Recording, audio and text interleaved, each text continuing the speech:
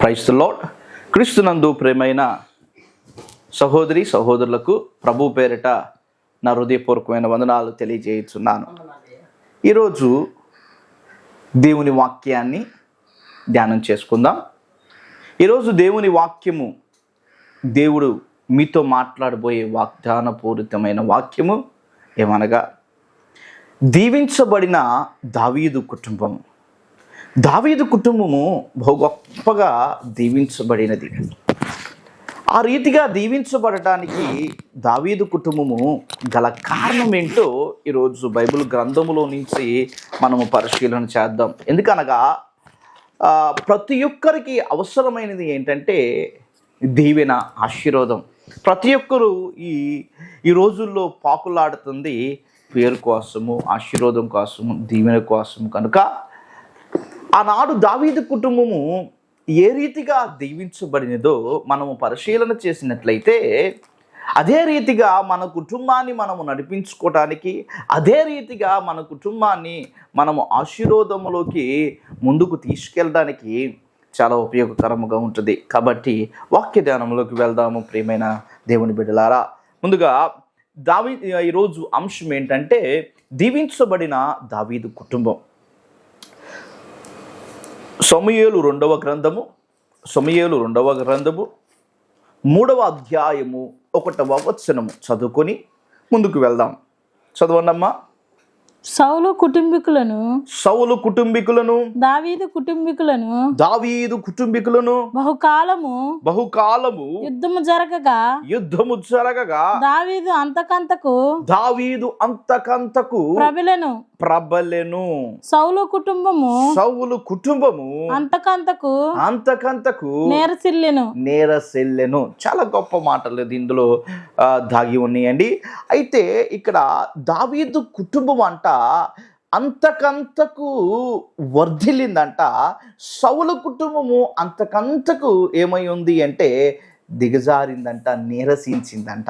ఈరోజు మనము మన కుటుంబాన్ని మనం ఏ రీతిగా అంతకంతకు ఆశీర్వాదకరముగా ముందుకు తీసుకెళ్లాలో, అంతకంతకు మరి దీవెనకరముగా ఎలా మార్చుకోవాలో ఈరోజు మనము పరిశీలన చేద్దాం. దావీదు కుటుంబము దీవించబడడానికి గల కారణాలు ముందుగా మనము పరిశీలన చేద్దాం. ఏ రీతిగా దావీదు కుటుంబము దీవించబడినదో, ఏ రీతిగా దావీదు కుటుంబము మరి ఆశీర్వదించబడినదో ఈరోజు బైబిల్లో నుంచి మనం పరిశీలన చేసి అటు రీతిగా మనము కూడా మరి మన కుటుంబాన్ని ఆశీర్వాదంలోకి నడిపించుకుందాము.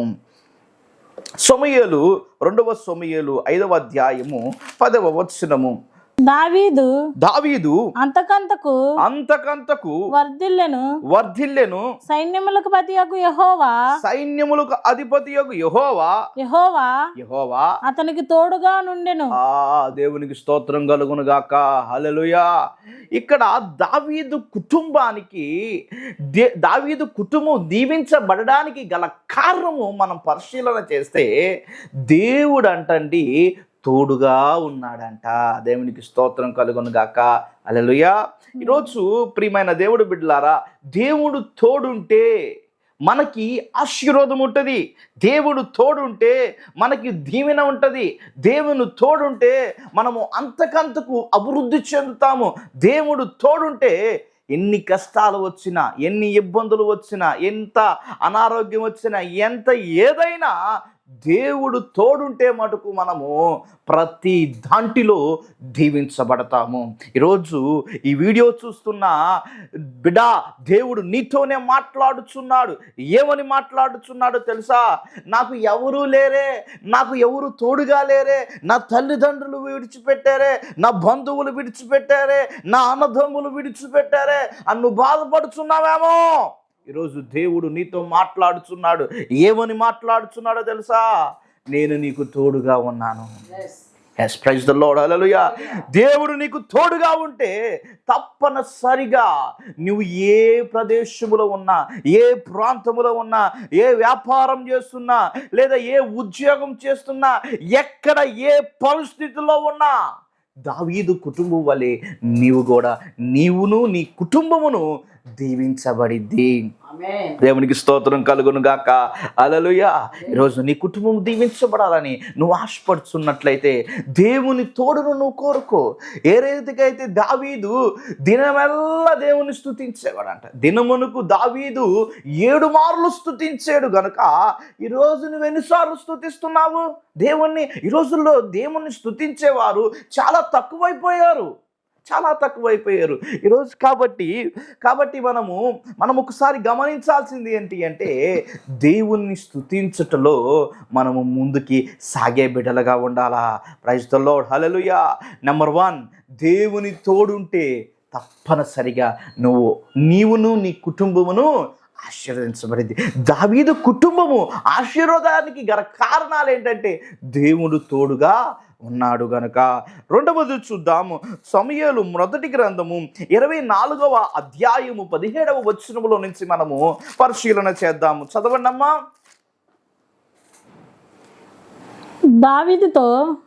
దావీదుతో ఇట్లా నేను యెహోవా నన్ను నీ చేతికి అప్పగింపక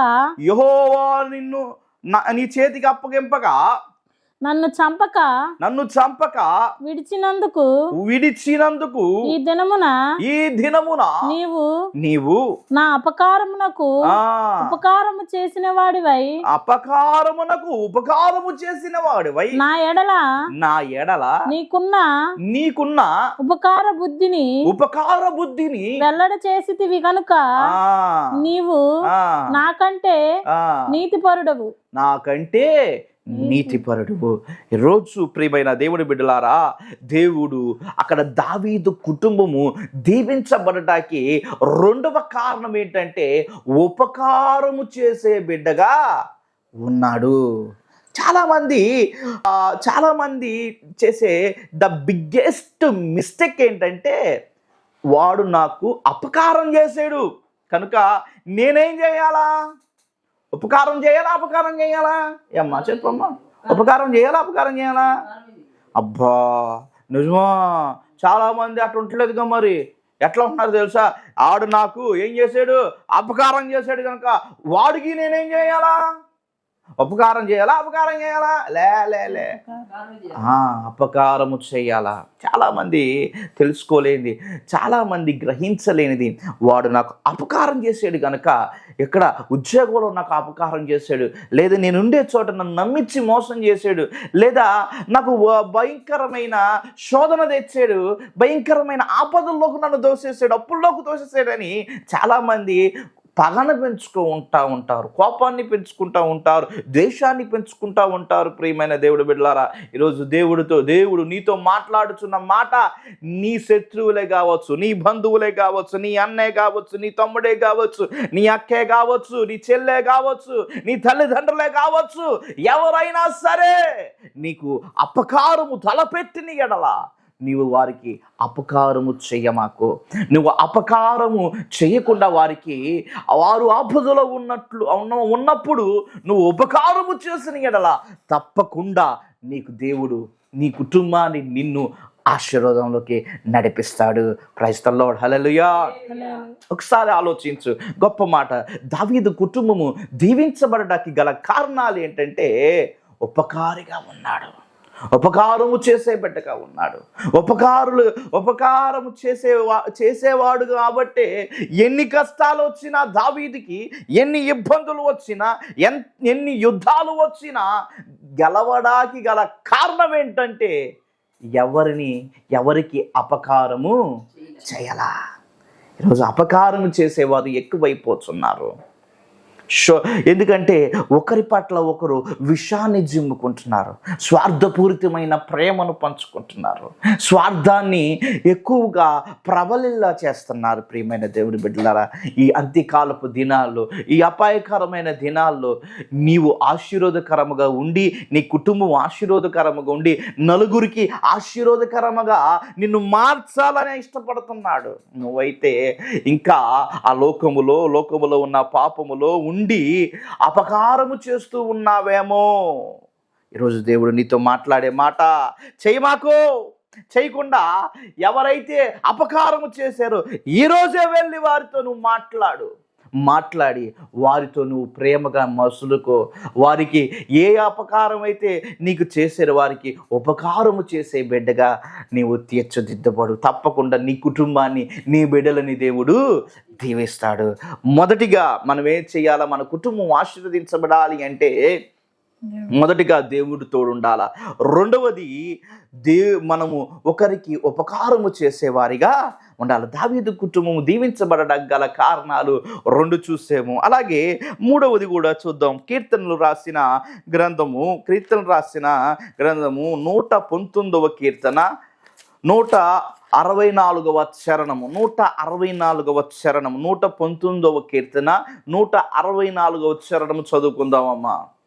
నీ న్యాయ విధులను బట్టి దినముకు 7 మార్లు నేను నిన్ను స్తుతించెదను. అబ్బా, చదువమ్మా. నీ ధర్మశాస్త్రమును ప్రేమించు వారికి ఎంతో నెమ్మది కలదు. దేవునికి స్తోత్రం కలుగును గాక. హల్లెలూయా. గొప్ప మాట చెప్పాడు అక్కడ దావీదు గారు. దావీదు కుటుంబము దీవించబడడానికి గల కారణం అంటండి, దినమునకు దావీదు ఎన్ని మార్లు స్తుతించాడంటమ్మా?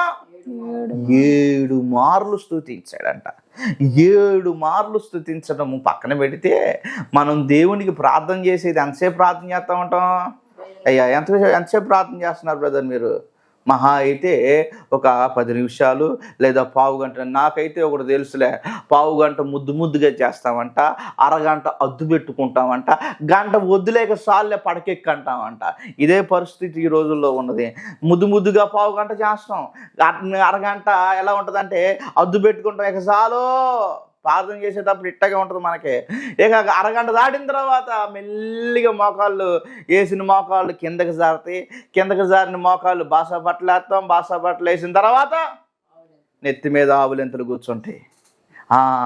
ఇక కూర్చోనేక ఇక జాలే, ఇంకెంతసేపు చేస్తా ప్రార్థన? ఇక వెళ్ళు, మంచం ఎదురు చూస్తుంది చక్కగా, పరుపు మీద దిండు మెత్తగా ఉంది, ఏసీ ఆన్ చేసి ఉంది, చక్కగా పక్కంతా నీట్గా ఉంది, నీకోసం ఆహ్వానం పలుకుతుంది. ఇంకెంతసేపు ప్రార్థన అని మెల్లిగా ఏసున ఈ ప్రార్థన అరగంట దాటిన తర్వాత ప్రార్థన ఎట్లా ఉంటుందంటే, ఓ స్తోత్రం స్తోత్రం స్తోత్రం స్తోత్రం ఎట్టగంటా ఉంటాం. ప్రియమైన దేవుడి బిడ్డలారా, నీ కుటుంబం దీవించబడాలి అంటే, నీ కుటుంబం ఆశీర్వదించబడాలి అంటే నువ్వు కొంచెం ప్రార్థన చేస్తే కొంచెంగానే మనం దీవించబడతాం, కొంచెంగానే మనం ఆశీర్వదించబడతాం. బైబిల్లో ఒక మాట ఉంటుంది, ఎంత విత్తుదామో అంతే కోస్తాం. నువ్వు ఎంత ప్రార్థన చేస్తావో అంతగానే మనము ఆశీర్వదించబడతాం. అందుకే దావీదంట 7 మార్లు స్తుతి నీ స్థితిని మార్చిద్ది, స్తుతి నీ పరిస్థితులను మార్చిద్ది, స్తుతి నీ స్థితిగతులను మార్చిద్ది. కనుక స్తుతించడము, ప్రార్థించడము ఈరోజు నుంచైనా మనం నేర్చుకుందాం. Prayer makes many things, prayer makes powerful things. When you do the prayer you will see the miracles in your family and in your life. So you have to do the prayer in your life every time. కాబట్టి ప్రియమైన దేవుడు బిడ్డలారా, ప్రార్థనలో మటుకు వెనకబడే వారిగా మనము ఉండకూడదు. ఒక్కసారి ఆలోచించు, ఎన్ని రోజులైంది సరైన ప్రార్థన చేసి, ఎన్ని రోజులైంది సరిగ్గా దేవునితో మాట్లాడి, ఎన్ని రోజులైంది సరిగ్గా దేవునితో నువ్వు అనుసంధానం కలిగి ఇంటిమేట్ అయ్యి ఒక్కసారి అన్న సరిగ్గా ఇంటిమేట్ అవుతున్నావా దేవునితో? ఇంకొక్కసారి అన్న దేవునితో సహవాసం చేస్తున్నావా? ఏదో నామకార్థంగా పొద్దున్నే లెగిసి ప్రార్థన చేస్తాం, ప్రభువా ఈరోజు దినచర్య అంతయు నాకు తోడు అని ప్రార్థన చేస్తాం. అలాగే పొనుకునేటప్పుడు మళ్ళీ ప్రార్థన చేస్తాం, అయ్యా ఈరోజు నా తండ్రి నా దినచర్య అంతయు కాచి కాపాడేవయ్యా అని ప్రార్థన చేస్తాం. అయిపోయింది కంతే మన పరిస్థితి. అందుకే మన కుటుంబాలు, మన పరిస్థితులు మారటం లేదు, మన బ్రతుకులు మారటం లేదు. మన మన మన మన దీవెనలు రావాలి అంటే ఎలా వస్తాయి? మన పరిస్థితులు మారాలంటే ఎలా మారతాయి? మారాలని ఆశ ఉంది, కానీ ఆశకు తగినట్టుగా నీవు పని చేయగలుగుతున్నావా? ఒక మాట ఉంటుంది బైబిల్లో, సోమరి చీమలను చూసి నీవు మెలకువ నేర్చుకో. ఇంకా మనము సోమరితనములో పడిపోయి దీవెనలకి దూరం అయిపోతున్నామేమో, ప్రార్థన చేయలేక ఆశీర్వాదాలని తెచ్చుకోలేకపోతున్నామేమో, ప్రార్థన చేయలేక మన కుటుంబం వెనకబడిపోతుందేమో. ఒకసారి ఆలోచించు, దేవుడు నీతోనే మాట్లాడుచున్నాడు. ఇప్పుడు దాకా దేవుడు నీకు ఇవ్వాలన్న ఆశీర్వాదాలన్నిటినీ వెనకపడేసి అయ్యో నాకు ఈ కష్టాలేంటి, అయ్యో నాకు ఈ బాధలేంటి, అయ్యో నాకు ఈ శ్రమలేంటి, అయ్యో అయ్యో అని అనుకుంటున్నావు, కానీ అయ్యా అని ప్రార్థన చేయలేకపోతున్నావు. అయ్యా నాకు దీవెనలు ఇవ్వని ప్రార్థన చేయలేకపోతున్నావు. అయ్యా నన్ను కరుణించని ప్రార్థన చేయలేకపోతున్నావు. అయ్యా అయ్యా అని ప్రార్థన చేయలేకపోతున్నావు. యాకోబు అయితే రాత్రంతా దేవునితో పెనుగులాడాడంటండి. నువ్వు పెనుగులాడుతున్నావా? ఆశీర్వాదం కావాలని ఒక తండ్రిని ఒక కుమారుడు ఎలా అడుగుతాడో తెలుసా? నువ్వు ఒకసారి ఆలోచించు. నీకు కూడా పిల్లలు ఉండే ఉంటారు కదా, నువ్వు కూడా చిన్న పిల్లలను చూసే ఉంటావు కదా. నానా నాకు అది ఎత్తావా లేదా, నానా నువ్వు తెస్తావా లేదా, నానా నానా అని పదే పదే పదే పదే శోధిస్తూ అడుగుతూ పదే పదే తండ్రికి గుర్తు చేస్తే, అరే నా కుమారుడికి నేను తీసుకెళ్ళాలా, నా కుమారుడికి నేను ఇవ్వాలా, నా కుమారుడికి నేను తీసుకెళ్తే ఆనందపడతాడని తండ్రి ఆ రీతిగా ఆలోచిస్తాడండి. కాబట్టి ఈ రోజున అడుగుతూ ఉంటే తప్పకుండా ఆశీర్వాదాలు నీవు చూడగలుగుతావు. ఎలా అడగాలి అంటే విసిగించేంత వరకు, దేవుడికి విసుగొచ్చేంత వరకు అడగాల. 4 మాటలు చేసి నువ్వు విసిగిపోకూడదు, 4 రోజులు చేసి నువ్వు అలసిపోకూడదు, 4 రోజులు చేసి నువ్వు వెనకబడిపోకూడదు. ప్రార్థన అంటే దావీదు వలె ప్రార్థన చేయాలా, ప్రార్థన అంటే దావీదు వలె స్తుతించాలా. దావీదు స్తుతించేటప్పుడు, దావీదు ప్రార్థించేటప్పుడు ఎక్కడ అలసిపోలా, ఎక్కడ వెనకబడాలా, ఎక్కడా వెనుతిరగల. అందుకే దావీదు గొర్రెలు కాసుకునే స్థితి నుంచి, అడవిలో ఉన్న స్థితిలో నుంచి, గొర్రెలు కాసుకునే పరిస్థితి నుంచి రాజుగా చేశాడు. రాజు కావటమే కాకుండా ఎన్నో దీనెలను, ఎన్నో అద్భుతాలను. అందుకే అన్నాడు కదా అక్కడ, సౌలు కుటుంబం అంతకంతకు ఏమైందంటండి, నీరసించిందంట. దావీదు కుటుంబము అంతకంతకు ఏమైంది అంటండి, ఆశీర్వదించబడినదంట. ఈరోజు నీ కుటుంబం ఆశీర్వదించబడాలి అంటే, నీ కుటుంబం దీవించబడాలి అంటే నువ్వు చేయవలసింది 3వదిగా ప్రార్థించడము. ఇంకా ప్రార్థించడము నువ్వు ప్రారంభించలేదేమో, సరైన ప్రార్థన నువ్వు సరిగ్గా చేయలేకపోతున్నావేమో, సరైన ప్రార్థనలో నువ్వు నడిపింపులోకి నువ్వు నడవలేకపోతున్నావేమో. దేవుడు ఈరోజు ఈ వాక్యము చేత నీ హృదయాన్ని తాకి ఉన్నాడు కనుక ఈ రోజు నుంచి ప్రార్థన చేయటము ప్రారంభించు. దేవునికి స్తోత్రం కలుగును గాక. అప్పుడు నీ కుటుంబ స్థితి మార్చబడిద్ది, నీ బిడ్డల స్థితి మార్చబడిద్ది, నువ్వు చేసే ఉద్యోగంలో ఆశీర్వాదం చూడగలుగుతావు, నువ్వు చేసే వ్యాపారంలో దీవెన చూడగలుగుతావు. నువ్వు ఎక్కడ అడుగు పెడతావో అక్కడ పరిస్థితులే మార్చబడతా ఉంటాయి. కనుక ప్రియమైన దేవుని బిడ్డ, ఈరోజు దావీదు కుటుంబము ఆశీర్వదించబడడానికి గల కారణం ఏంటి అంటే ప్రార్థించే వ్యక్తిగా ఉన్నాడు గనుక. Praise the lord, hallelujah. Number 1, దేవుని తోడుగా ఉన్నాడు గనుక దావీదు కుటుంబము దీవించబడింది. నెంబర్ 2 ఏంటిదండి, ఉపకారిగా ఉన్నాడు గనుక దావీదు కుటుంబము దీవించబడింది. నెంబర్ 3, ప్రార్థించే వ్యక్తిగా దావీదు ఉన్నాడు గనుక దీవించబడినది. దేవునికి స్తోత్రం కలుగును గాక. హల్లెలూయా. ఇప్పుడు మనము 3 అంశాలు చూసాము. 1, దావీదు కుటుంబము దీవించబడడానికి గల కారణము దేవుడు తోడున్నాడు. దావీదు కుటుంబం దీవించబడడానికి గల కారణము దావీదు ఉపకారము చేసే వ్యక్తిగా ఉన్నాడు. దావీదు కుటుంబం దీవించబడడానికి గల కారణము ప్రార్థించే వ్యక్తిగా ఉన్నాడు. కట్టు రీతిలో 4వది కూడా మనము చూద్దాము. కీర్తనలు రాసిన గ్రంథము 139వ కీర్తన 2-3 చరణాలు చదువుకుందాము. నేను కూర్చుండుట నేను లేగుచుట నీకు తెలియను, నేను కూర్చుండుట నేను లేచుట నీకు తెలియను, నాకు తలంపు పుట్టక మునిపే నీవు నా మనసును గ్రహించి ఉన్నావు, నీవు నా మనస్సును గ్రహించి ఉన్నావు, నా నడతను నా పడకను నీవు పరిశీలన చేసి ఉన్నావు, నా చర్యలన్నిటిని నీవు బాగుగా తెలుసుకొని ఉన్నావు. యెహోవా మాట నా నాలుకకు రాక మునిపే అది నీకు పూర్తిగా తెలిసి ఉన్నది. దేవునికి స్తోత్రం కలుగును గాక. హల్లెలూయా. ఇక్కడ దావీదు మట్టుకండి మంచి భయభక్తులు కలిగిన వ్యక్తిగా కనపడుచున్నాడు. పదే పదే దావీదు కూడా మాట్లాడుతూ ఉంటాడు, భయము ప్లస్ భక్తి కావాలి అని. ఇక్కడ అంటున్నాడు, నేను కూర్చుండుట, నేను లేచుట, నేను మాట్లాడుట, నేను ప్రవర్తించుట అన్నీ అంట ఆయన చూస్తున్నాడని.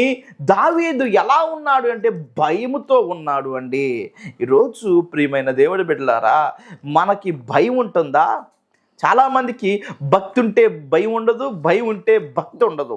ఈరోజు దేవుడు నీతో మాట్లాడుతున్న మాట, భయము లేకుండా ఎన్ని పాపాలు చేస్తున్నావో, ఎలాంటి పరిస్థితిలో ఉన్నావో ప్రియమైన సహోదరులారా ఒకసారి ఆలోచించండి.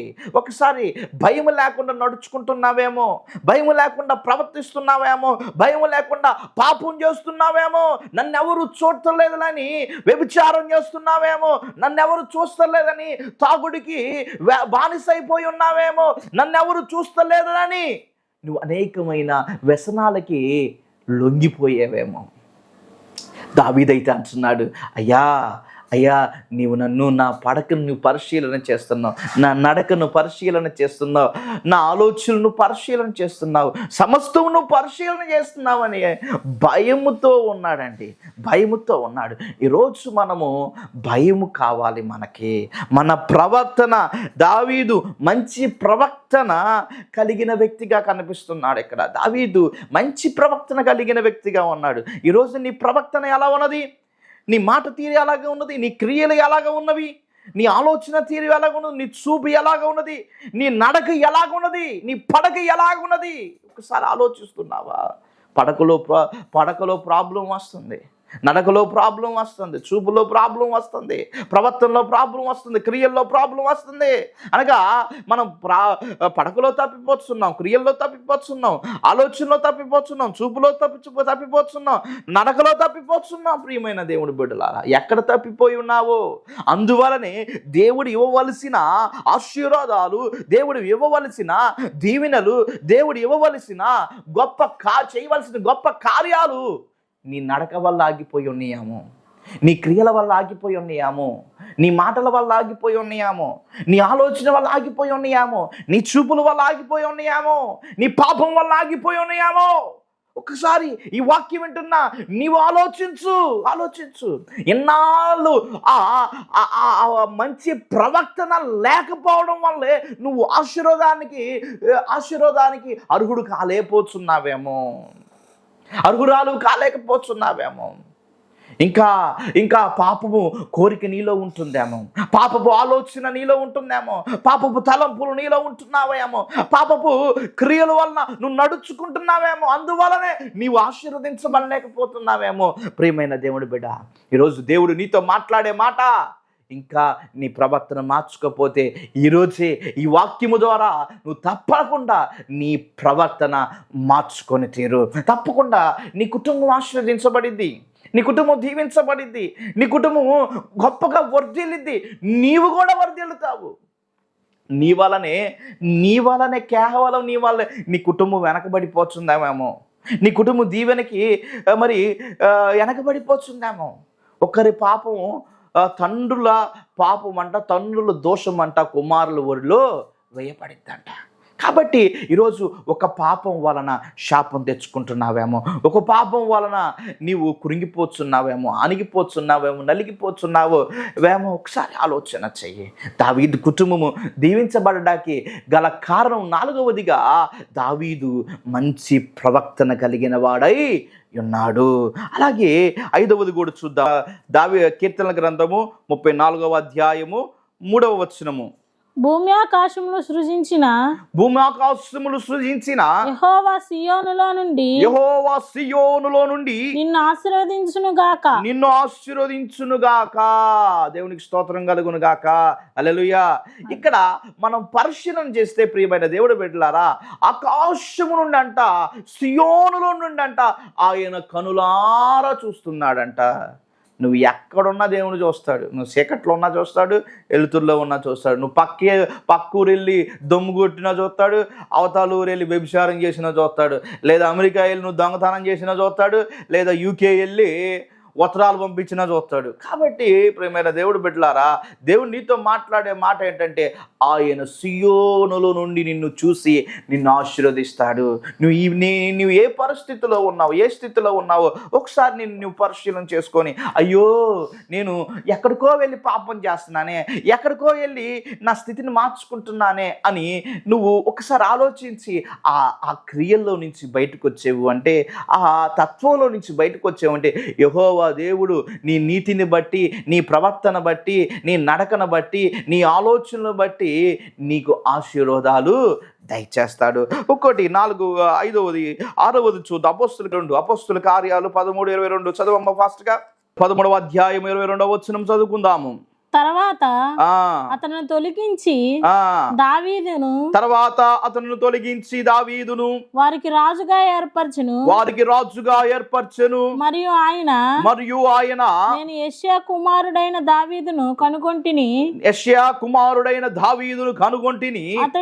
అతడు నాకు ఇష్టానుసారుడైన మనుషుడు. అతడు నా ఉద్దేశములన్నీ నెరవేర్చునని చెప్పి అతను గూర్చి సాక్ష్యం ఇచ్చును. దేవునికి స్తోత్రం కలుగును గాక.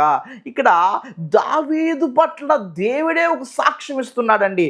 ఏమని సాక్ష్యం అంటే, నాకు అతడు ఇష్టానుసారమైన ప్రియుడు, ఇష్టానుసారమైన బిడ్డ, అతడు నా ఉద్దేశములన్నిటినీ నెరవేర్చే వ్యక్తి. అక్కడ అన్నాడు దావీదు గారు, దేవుడు గొప్ప మాట సాక్ష్యం ఇస్తున్నాడు దావీదు గురించి. ఏమని అంటే, ఇక్కడ అంటున్నాడు అతడు నాకు ఇష్టానుసారమైన బిడ్డ, అలాగే అంటున్నాడు నా ఉద్దేశములన్నీ నెరవేర్చే వ్యక్తిగా ఉన్నాడు.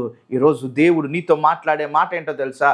నీవు దేవునికి ఇష్టానుసారమైన బిడ్డగా నీవు ఉన్నావా? దేవుని ఉద్దేశాలను నెరవేరుస్తున్నావా? దేవుని ఆజ్ఞలను నెరవేరుస్తున్నావా? దేవుని ఆలోచనలు నీవు నెరవేర్చే బిడ్డగా, నెరవేర్చే వ్యక్తిగా నీవు ఉంటున్నావా? నడిచే వ్యక్తిగా నీవు ఉంటున్నావా? ప్రియమైన దేవుడి బిడ్డలారా, ఒకసారి ఆలోచించండి. ఈ వాక్యం నీతో మాట్లాడుచున్నది. ఈ వాక్యం ద్వారా నువ్వు సరిచేయబడాలని దేవుడు ఇష్టపడుతున్నాడు. నీ హృదయాన్ని తాకాలని దేవుడు ఇష్టపడుతున్నాడు. నీ హృదయం అనే తలుపును తడుతున్నాడు. నిన్ను ఇష్టపడుచున్నాడు. కనుక నువ్వు ఆయన ఉద్దేశాలేంటో ఎరుగు, ఆయన ఆలోచన ఏంటో ఎరుగు, ఆయన నడకేంటో ఎరుగు, ఆయన తలంపులేంటో ఎరుగు. అప్పుడు తప్పకుండా ఆయన ఆజ్ఞలను నువ్వు అనుసరించేవంటే నీవు ఆశీర్వదించబడతావు, నీవు దీవించబడతావు, నీ కుటుంబము దావీదు కుటుంబం దీవించబడటానికి గల కారణము ఆయన ఇష్టానుసారమైన బిడ్డగా ఉన్నాడు. అలాగే ఆయన ఉద్దేశాలను నెరవేర్చే వ్యక్తిగా ఉన్నాడు. లాస్ట్ మాట 7వదిగా కీర్తనలు 128వ కీర్తన 4వ చరణం చదువుకుందాం. లాస్ట్ మాటగా చదువుకొని ఈ వాక్యాన్ని ఇంతటితో ముగించుకుందాము. 128వ కీర్తన 4వ చరణము. యెహోవాయందు భయభక్తులు గలవాడు ఇలాగా ఆశీర్వదించబడును. సియోనులో నుండి యెహోవా నిన్ను ఆశీర్వదించును. నీ జీవిత కాలమంతయు యెరూషలేమునకు క్షేమము కలుగుటకు నీవు చూచెదవు. గొప్ప మాట. దేవునికి స్తోత్రం కలుగును గాక. హల్లెలూయా. ఇక్కడ హల్లెలూయా గొప్ప మాట దేవుడు అక్కడ మాట్లాడుచున్నాడండి దావీదు పట్ల. అంటున్నాడు సియోనులో నుండి ఆయన చూస్తున్నాడంట. యెహోవా యందు దావీదంట ఎలా ఉన్నాడో తెలుసా? భయభక్తులు కలిగిన బిడ్డగా ఉన్నాడు. అందుకని ఆయన యెహోవా దావీదును చూశాడు కనుక ఆయన కుటుంబము ఆయన ఆశీర్వదించబడింది. ఈరోజు నీ భయభక్తుల వలన నీ కుటుంబము ఆశీర్వదించబడాలని నువ్వు అనుకుంటే ఒకసారి భయపడు దేవునికి. ఒకసారి నీ భక్తి జీవితాన్ని సరిచేసుకో. తప్పకుండా అప్పుడు నీవును నీ కుటుంబమును ఆశీర్వదించబడిద్ది దావీదు కుటుంబం వలె. కనుక ఒకసారి ఆలోచించి ఈ 7 అంశాలు నీ హృదయాన్ని తాకినట్లయితే, ఈ 7 అంశాలు నీ కుటుంబానికి అవసరమైనట్లయితే తప్పకుండా ప్రియమైన దేవుడి బిడ్డలారా, మరి ఈ వాక్యం చేత నువ్వు బలపరచబడినట్టయితే ఒకసారి ప్రభువుని అడుగు, అయ్యా ఈ అంశాల ద్వారా నా హృదయము తాకబడి ఉన్నది, ఈ అంశాల ద్వారా నా హృదయము మార్చబడి ఉన్నది, ఈ అంశాల ద్వారా నా తండ్రి బలపరచబడ్డానని ఒకసారి నువ్వు ప్రార్థన చేసుకుందాం. కళ్ళు మూసుకొని ప్రార్థనలోకి వెళ్దాం. ప్రార్థన. ప్రేమ కలిగిన దేవా, దయగలిగిన దేవా మీకే వందనాలు ప్రవ్వా. అయా దావీదు అయా నా తండ్రి దీవించబడడానికి గల కారణాలేంటో నా తండ్రి ఈరోజు చూసామయ్యా. దావీదు దీవించబడడానికి గల కారణము నా తండ్రి నీ తోడున్నది నా తండ్రి. దావీదు నా తండ్రి ఉపకారము చేసే బిడ్డగా ఉన్నాడయ్యా. దావీదు నా తండ్రి అయా ప్రార్థించే బిడ్డగా ఉన్నాడు నా తండ్రి. దావీదు నా తండ్రి మంచి ప్రవక్తన కలిగిన బిడ్డగా ఉన్నాడు నా తండ్రి. దావీదు నా తండ్రి అయా దేవుని యందు అయా నా తండ్రి మంచి ప్రవక్తన కలిగిన వ్యక్తిగా ఉన్నాడు ప్రభా. దావీదు నా తండ్రి అయ్యా నీకు ఇష్టానుసారమైన బిడ్డగా ఉన్నాడయ్యా. దావీదయ్యా అయా దేవుని యందు భయభక్తులు కలిగిన బిడ్డగా ఉన్నాడు ప్రభా. ఈరోజు నా తండ్రి మేము కూడా నా తండ్రి నీ యందు భయభక్తులు కలిగి నా తండ్రి అయా నీకు ఇష్టానుసారమైన బిడ్డలుగా నా తండ్రి మంచి ప్రవక్తన కలిగి నా తండ్రి అయా నా తండ్రి ఒకరికి నా తండ్రి అయా ఉపకారము చేసే బిడ్డలుగా నా తండ్రి ప్రార్థనలో నా తండ్రి ఎడతెగగా ప్రార్థించే బిడ్డలుగా నా తండ్రి అయా నీ తోడు మాకు ఉండులాగన నీ కృపచూపమని అడుగుతున్నాను అయ్యా. ఈ వాక్యము నా తండ్రి అయా నా తండ్రి ఎంతమంది అయితే వీక్షిస్తున్నారో ఎంతమంది అయితే వింటున్నారో ప్రభా ప్రతి ఒక్క బిడ్డను మీరు తాకమని అడుగుతున్నాను దేవా. ప్రతి ఒక్క బిడ్డను నా తండ్రి మీరు దర్శించమని అడుగుతున్నాను ప్రభా. ఏ బిడ్డలైతే నా తండ్రి మాకు ఆశీర్వాదం కావాలి దీవెనలు కావాలని ప్రభా అయా ఆశపడుచున్నారో అట్టి బిడ్డలను నా తండ్రి మీరు ఆశీర్వదించమని అడుగుతున్నాను ప్రభా. ఉద్యోగ రంగమును ఆశీర్వదించండి అయ్యా. అయా నా తండ్రి మరి ప్రభా వ్యాపారములు ఆశీర్వదించండి ప్రభా. అయా విద్యలో ఆశీర్వాదమును దయచేయండి ప్రభా. అయా నా తండ్రి ఏ బిడ్డ అయితే ఏ ఆశీర్వాదము కొరకైతే ఆశీర్వాదం కొరకు ఎదురు చూస్తున్నారు అట్టి ఆశీర్వాదాలు మీరు దయచేయమని అడుగుతున్నాను ప్రభా. ప్రతి ఒక్క హృదయాన్ని మీరు కదిలించండి. ప్రతి ఒక్క హృదయాన్ని నా తండ్రి మీరు మండించండి. ప్రతి ఒక్క హృదయం అనే పలక మీద ఈ వాక్యము రాయబడి నా తండ్రి నీరుగట్టి ఫలభరితముగా మీరు మార్చమని అడుగుచు యేసయ్య నామములో అడుగుచున్నాను తండ్రి. ఆమేన్ ఆమేన్ ఆమేన్. Praise the lord. హల్లెలూయా. మీ అందరికీ వందనాలు. వాక్యం చేత మీరు బలపరచబడి ఉన్నట్లయితే తప్పకుండా మీ కామెంట్స్ ద్వారా మీరు తెలియచేయండి. అలాగే ఈ వాక్యం ద్వారా అనేక మంది మార్చబడాలని అనేక మంది బలపరచబడాలని ఆశపడుతున్నాం కనుక అందరికీ మీ ఫ్రెండ్స్ అండ్ ఫ్యామిలీ మెంబర్స్కి షేర్ చేసి మరి ఈ ఛానల్ని సబ్స్క్రైబ్ చేసుకోగలరని ప్రభు పేరిట తెలియజేస్తున్నాను. Thank you for watching. Praise the lord.